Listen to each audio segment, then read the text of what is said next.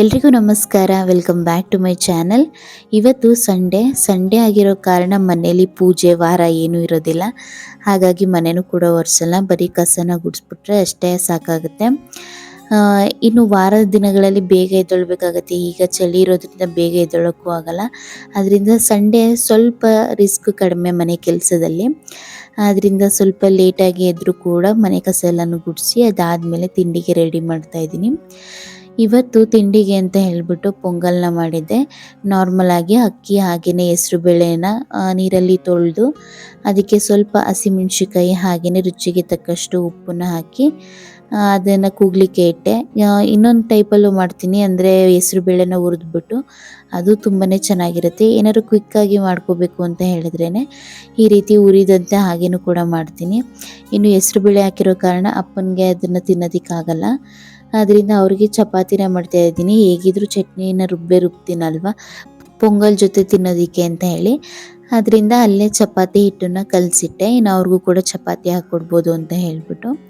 ಇನ್ನು ಪೊಂಗಲ್ಗೆ ಹಾಕೋದಕ್ಕೆ ಅಂತ ಹೇಳಿಬಿಟ್ಟು ಈ ರೀತಿ ಕಾಯಿನ ಸಣ್ಣ ಸಣ್ಣ ಪೀಸ್ಗಳಾಕಿ ಹಾಕ್ತಾಯಿದ್ದೀನಿ. ಬಿಸಿಬೇಳೆ ಭಾತಲ್ಲಿ ಕಡಲೆ ಬೀಜ ಹಾಗೆಯೇ ಪೊಂಗಲಲ್ಲಿ ಕಾಯಿ ಚೂರು ಹೆಚ್ಚಾಗಿ ಸಿಕ್ಕಿದಾಗ ಟೇಸ್ಟು ತುಂಬಾ ಚೆನ್ನಾಗಿರುತ್ತೆ. ಇನ್ನು ಪೊಂಗಲೆಲ್ಲ ಚೆನ್ನಾಗಿ ಮಿಕ್ಸ್ ಮಾಡ್ಕೊಂಡಿದ್ದಾದಮೇಲೆ ಇದಕ್ಕೆ ಸಣ್ಣದಾಗಿ ಒಗ್ಗರಣೆ ಕೊಟ್ಕೊಳ್ತಾ ಇದ್ದೀನಿ.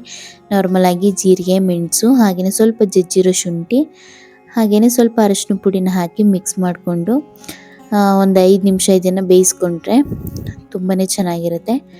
ನನಗೆ ಇಲ್ಲಿ ಎರಡು ಕೂಡ ಮಿಕ್ಸ್ ಮಾಡಿ ಮಾಡೋದಕ್ಕಿಂತ ಹೆಸರು ಬೇಳೆನ ಹುರಿದ್ಬಿಟ್ಟು ಮಾಡ್ತೀನಲ್ಲ ಅದು ತುಂಬಾ ಇಷ್ಟ ಆಗುತ್ತೆ. ಇನ್ನು ಬೆಳಗಿನ ತಿಂಡಿ ಆಗಿದ ತಕ್ಷಣ ಗ್ಯಾಸ್ ಸ್ಟವ್ ಸ್ವಲ್ಪ ಒರೆಸಲೇಬೇಕು. ಅಂದರೆ ನಮ್ಮನೆ ಗ್ಯಾಸ್ ಸ್ಟವ್ನ ತೊಗೊಂಡು ಇನ್ನೇನು ಆಲ್ರೆಡಿ ಒಂದು 10 ಇಯರ್ಸ್ ಆಯಿತು. ಈಗಲೂ ಕೂಡ ಸ್ವಲ್ಪನೂ ಕರೆ ಇಲ್ಲದಂತೆ ಅಷ್ಟು ನೀಟಾಗಿ ಇಟ್ಕೊಂಡಿದ್ದೀವಿ.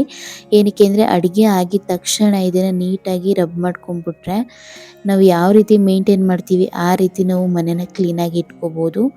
ಆದ್ದರಿಂದ ಅಡುಗೆ ಆಗಿದ ತಕ್ಷಣ ಇದನ್ನು ನೀಟಾಗಿ ಎಲ್ಲನೂ ಕೂಡ ಒರೆಸ್ಕೊಂಡ್ಬಿಟ್ರೆ ಯಾವಾಗಲೂ ಅಷ್ಟೇ ಕ್ಲೀನಾಗಿರುತ್ತೆ. ಇನ್ನು ಅಡುಗೆ ಮಾಡಬೇಕಾದ್ರೆ ಗೋಡೆಗೆಲ್ಲ ಆರಿಬಿಟ್ಟಿರುತ್ತೆ ಅಂತ ಹೇಳಿ ಅಲ್ಲಿಗೂ ಒಂದು ಬಟ್ಟೆನ ಹಚ್ಕೊಂಡ್ಬಿಟ್ಟು ಒರೆಸ್ಕೊಂಡ್ರೆ ಅಲ್ಲೂ ಕೂಡ ನೀಟಾಗಿಬಿಡುತ್ತೆ.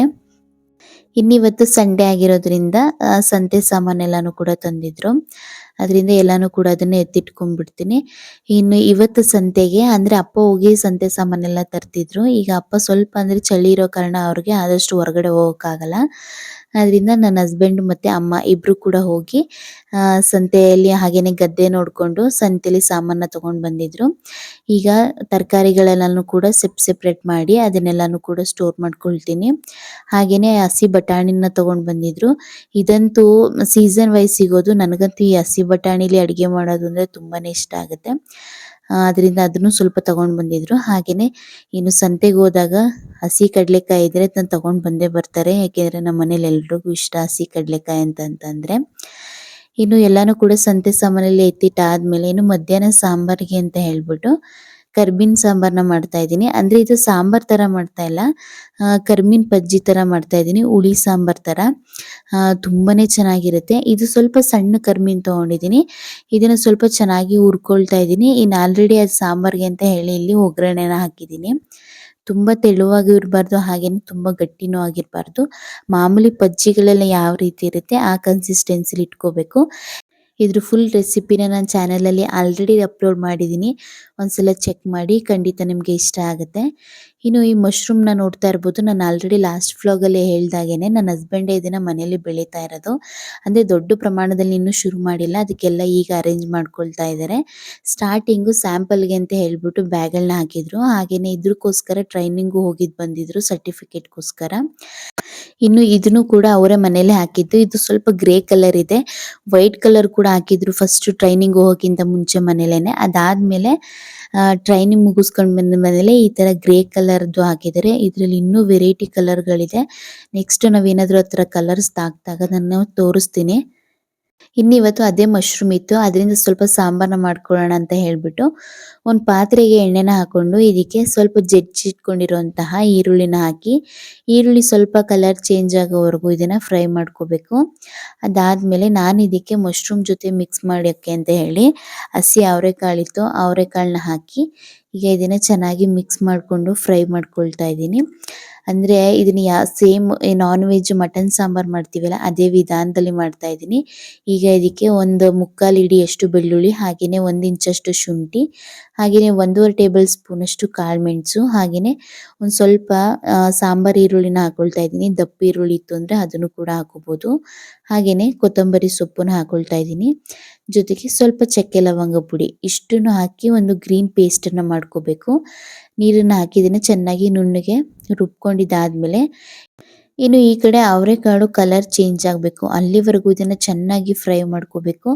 ನಾವು ಎಣ್ಣೆಲಿ ಎಷ್ಟು ಚೆನ್ನಾಗಿ ಫ್ರೈ ಮಾಡ್ತೀವಿ ಹಾಗೆಯೇ ಅದು ಸಾಂಬಾರಲ್ಲೂ ಕೂಡ ಚೆನ್ನಾಗಿ ಬೇಯುತ್ತೆ. ಎಣ್ಣೆಲೇ ಅರ್ಧ ಬೇಯ್ಕೊಂಡ್ಬಿಡುತ್ತೆ. ಆ ರೀತಿ ಚೆನ್ನಾಗಿ ಇದನ್ನು ಮಿಕ್ಸ್ ಮಾಡಿಕೊಂಡು ಫ್ರೈ ಮಾಡ್ಕೋಬೇಕು. ಇನ್ನು ಮಶ್ರೂಮ್ನ ಹಾಕಿದಾದ್ಮೇಲೆ ನೋಡಿ ಎಷ್ಟು ಹಾಕಿದ್ದೆ ಎಷ್ಟು ಕಡಿಮೆ ಆಗಿದೆ ಅಂತ ಹೇಳ್ಬಿಟ್ಟು. ಮಶ್ರೂಮ್ ನಾವು ಯಾವುದೇ ಯೂಸ್ ಮಾಡಿದ್ರೂ ಅದು ಸುಂಡುತ್ತೆ, ಚೆನ್ನಾಗಿ ನೀರು ಬಿಡುತ್ತೆ. ಅದರಿಂದ ಅದು ನೀರಿನಂಶ ಎಲ್ಲ ಕಡಿಮೆ ಆಗೋವರೆಗೂ ಚೆನ್ನಾಗಿ ಫ್ರೈ ಮಾಡ್ಕೋಬೇಕು. ಇದಾದ್ಮೇಲೆ ಈಗ ಇದಕ್ಕೆ ನೆಕ್ಸ್ಟ್ ಅದೇ ಜಾರಿಗೆ ಸ್ವಲ್ಪ ಕಾಯಿ ತುರಿನ ಹಾಕೊಂಡು ಹಾಗೆಯೇ ಸಾಂಬಾರ್ ಪೌಡರ್ನ ಹಾಕಿ ಜೊತೆಗೆ ನೀರನ್ನ ಹಾಕಿ ಇದನ್ನು ಫುಲ್ ನುಣ್ಣಗೆ ರುಬ್ಕೊಂಡು ಬರಬೇಕು. ಇನ್ನು ಈ ಕಡೆ ಫ್ರೈ ಆಗ್ತಿರುವಂತಹ ಮಶ್ರೂಮು ಮತ್ತು ಅವರೆಕಾಳಿಗೆ ರುಚಿಗೆ ತಕ್ಕಷ್ಟು ಉಪ್ಪನ್ನು ಹಾಕಿ ಮತ್ತೆ ಇದನ್ನು ಸ್ವಲ್ಪ ಚೆನ್ನಾಗಿ ಫ್ರೈ ಮಾಡ್ಕೋಬೇಕು. ಮಶ್ರೂಮ್ಗೆ ಸಾಲ್ಟನ್ನ ಹಾಕಿದ್ಮೇಲೆ ನೀರಿನಂಶ ಜಾಸ್ತಿ ಬಿಡೋಕ್ಕೆ ಶುರು ಆಗುತ್ತೆ, ಹಾಗೆಯೇ ಉಪ್ಪು ಚೆನ್ನಾಗಿ ಹಿಡಿಯುತ್ತೆ. ಈಗ ಇದಕ್ಕೆ ಚೆನ್ನಾಗಿ ಮಿಕ್ಸ್ ಮಾಡ್ಕೊಂಡಿದ್ದಾದ್ಮೇಲೆ ನಾವು ಆಲ್ರೆಡಿ ರುಬ್ಬಿಟ್ಕೊಂಡಿದ್ವಲ್ಲ ಹಸಿರು ಖಾರ ಅದನ್ನು ಹಾಕೊಳ್ತಾ ಇದ್ದೀನಿ. ಈ ಹಸಿರು ಮಸಾಲೆನ ಹಾಕಿದಾದ್ಮೇಲೆ ಈಗ ಇದನ್ನು ಒಂದು ರೌಂಡ್ ಚೆನ್ನಾಗಿ ಮಿಕ್ಸ್ ಮಾಡಿಕೊಂಡು ಇದನ್ನು ಕುದಲಿಕ್ಕೆ ಬಿಡಬೇಕು. ಒಂದು 5ರಿಂದ 10 ನಿಮಿಷ ಚೆನ್ನಾಗಿ ಕುದಿಸ್ಕೊಂಡ್ರೆ ಸಾಕಾಗುತ್ತೆ. ಈಗ ಇದಕ್ಕೆ ರುಬ್ಬಿಟ್ಕೊಂಡಿರುವಂತಹ ಕಾಯಿ ಮತ್ತು ಸಾಂಬಾರ್ ಪೌಡರ್ ಮಸಾಲೆನ ಹಾಕೊಂಡು ನೀರಿನ ಕನ್ಸಿಸ್ಟೆನ್ಸಿನ ನೋಡಿಕೊಂಡು ಮಿಕ್ಸ್ ಮಾಡ್ಕೋಬೇಕು. ತುಂಬ ತೆಳುವಾಗೂ ಇರಬಾರ್ದು ಹಾಗೆಯೇ ತುಂಬ ಗಟ್ಟಿ ಇರಬಾರ್ದು. ಸಾಂಬಾರ್ ಕ್ವಾಂಟಿಟಿ ಎಷ್ಟು ಬೇಕಾಗುತ್ತೆ ಅಷ್ಟನ್ನು ನೋಡಿಕೊಂಡು ನೀರನ್ನು ಹಾಕೋಬೇಕು. ಆದರೆ ನಮ್ಮ ಮನೇಲಿ ಸಾಂಬಾರು ಗಟ್ಟಿ ಆದರೆ ಯಾರಿಗೂ ಇಷ್ಟ ಆಗಲ್ಲ. ನನ್ನ ಹಸ್ಬೆಂಡ್ ಮಾತ್ರ ಸಾಂಬಾರು ಗಟ್ಟಿ ಗ್ರೇವಿ ಥರ ಇದ್ದರೆ ತುಂಬಾ ಇಷ್ಟಪಟ್ಟು ತಿಂತಾರೆ. ಇನ್ನು ಅಪ್ಪ ಅಮ್ಮಂಗೆಲ್ಲ ತೆಳುವಾಗಿದ್ರೆ ಇಷ್ಟ ಆಗುತ್ತೆ. ಇನ್ನು ಅಡುಗೆ ಎಲ್ಲ ಮಾಡ್ಕೊಂಡಿದ್ದಾದ್ಮೇಲೆ ಸ್ವಲ್ಪ ಸ್ಟೋರ್ ರೂಮ್ ಎಲ್ಲ ಯಾಕೋ ಸ್ವಲ್ಪ ಗಲೀಜಾಗ್ಬಿಟ್ಟಿತ್ತು, ಅಂಟ್ಕೊಂಡ್ಬಿಟ್ಟಿತ್ತು. ನಾವು ಎಷ್ಟೇ ಕ್ಲೀನ್ ಮಾಡಿ ಮೇಂಟೈನ್ ಮಾಡ್ತಿದ್ರು ಕೆಲವೊಂದು ಸಲ ಏನಾಗುತ್ತೆ ಅಂದರೆ ಕೆಲಸ ಮಾಡೋ ಭರದಲ್ಲಿ ಎಲ್ಲ ಅಂಟ್ಕೊಂಡು ಬಿಡುತ್ತೆ. ಅದರಿಂದ ಇವತ್ತು ಸ್ವಲ್ಪ ಸ್ಟೋರ್ ರೂಮ್ನ ಕ್ಲೀನ್ ಮಾಡ್ಕೊಳ್ಳೋಣ ಅಂತ ಹೇಳಿಬಿಟ್ಟು ಎಲ್ಲನೂ ಕೂಡ ನೀಟಾಗಿ ಒರೆಸಿ ನೀಟ್ ಮಾಡ್ತಾ ಇದ್ದೀನಿ. ಇನ್ನು ಟೊಮೊಟೊ ಏನಾದರೂ ಹಣ್ಣಾಗಿರೋದಿತ್ತು ಅಂತಂದರೆ ಫ್ರಿಡ್ಜಲ್ಲಿ ಸ್ಟೋರ್ ಮಾಡ್ತೀನಿ. ಇಲ್ಲ ಈ ರೀತಿ ದೇವ್ರಗಾಯಿ ಹೆಂಗಿದ್ರೆ ಸ್ವಲ್ಪ ಕಾಯಿ ಥರ ಇದ್ದರೆ ಈ ರೀತಿ ನ್ಯೂಸ್ ಪೇಪರ್ನ ಹಾಕ್ಬಿಟ್ಟು ಇದಕ್ಕೆ ಎಲ್ಲನೂ ಕೂಡ ನೀಟಾಗಿ ಜೋಡಿಸ್ಕೊಂಡ್ಬಿಡ್ತೀನಿ. ಇನ್ನು ಹಣ್ಣಾಗೋವರೆಗೂ ಅಲ್ಲೇ ಇಟ್ಕೊಂಡಿರ್ತೀನಿ. ಇನ್ನು ಹಣ್ಣಾದ್ಮೇಲೆ ಅಕಸ್ಮಾತ್ ಏನಾದರೂ ಜಾಸ್ತಿ ಹಣ್ಣಾಯಿತು ಈಗ ಅವಶ್ಯಕತೆ ಇಲ್ಲ ಅಂತಂದರೆ ಅದನ್ನು ಫ್ರಿಡ್ಜಲ್ಲಿ ಮತ್ತೆ ಸ್ಟೋರ್ ಮಾಡ್ತೀನಿ. ಹಾಗೆಯೇ ಶುಂಠಿನೂ ಅಷ್ಟೇ ಇವಾಗ ಇತ್ತೀಚೆಗಂತೂ ನಾನು ಫ್ರಿಡ್ಜಲ್ಲಿ ಸ್ಟೋರೇ ಮಾಡ್ತಾ ಇಲ್ಲ.